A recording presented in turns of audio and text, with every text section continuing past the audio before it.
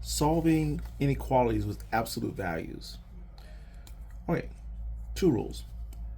We want the absolute value to be on the left side of the inequality.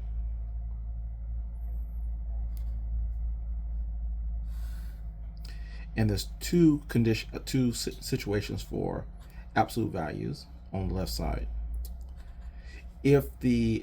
Once the absolute value is on the left side and it's followed by a less than, then this is interpreted as x is between negative a and positive a, and a is simply any number or any expression on the right side. So this number here gets repeated. You use the number as is over here, a, and then the opposite of that number or expression on the left side. And then from here, you solve. Now, when an absolute is followed by a greater than sign, this actually breaks into two pieces. The first piece will be, well, the right side, you'll just simply remove the absolute values and write it as is. So you have the x, the greater than, and the b. So nothing really changes over there. But on the left side, you have two changes. You still have the x here, but this changes to a less than sign, and this changes to the opposite of b, or whatever that value, the opposite of whatever this is over here. And then you solve both sides. Okay, so let's look at that. Here, this is absolute value followed by less than, so we're going to do this right here. So it says that you break everything into two pieces. So this will be 2x plus 6. Well, let's go ahead and write the original. So x plus 6 less than 10. So this will break into 2x plus 6. We'll bring down the less than 10 here. We'll put another less than over this side. And then the opposite of 10 is negative 10.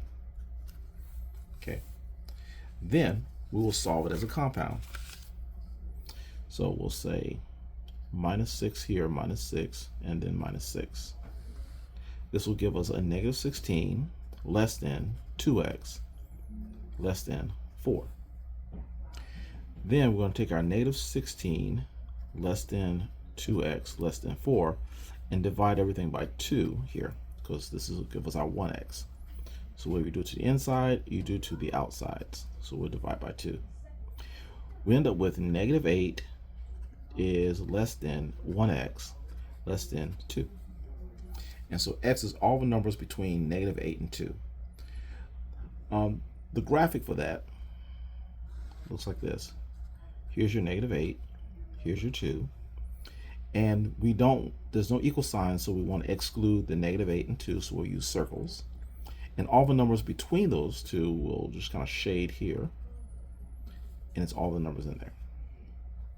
Now, the interval notation for this will be negative 8 for the left, 2 for the right, and comma here. And since the negative 8 is not included, we'll say parenthesis. And since the 2 is not included, we'll say parenthesis there as well. Okay, now, this time we have the absolute value of 3x minus 9 and less than or equal to 12. Okay, so what we're going to do is we're going to use, since it's a less than, we're going to use this form right here where the a or the 12 will stay on that side. So we'll have 3x minus 9 less than or equal to 12. On the other side, we'll have a less than or equal to, but the opposite of the 12, which is a negative 12. And then from here, we'll solve for x. So I'm going to add 9 in order to isolate this x to all sides. This will give me a negative 3 less than or equal to 3x less than or equal to 21. Now I want to take my negative 3 less than or equal to 3x less than or equal to 21, and I want to divide all sides by 3 in order to get a 1x here.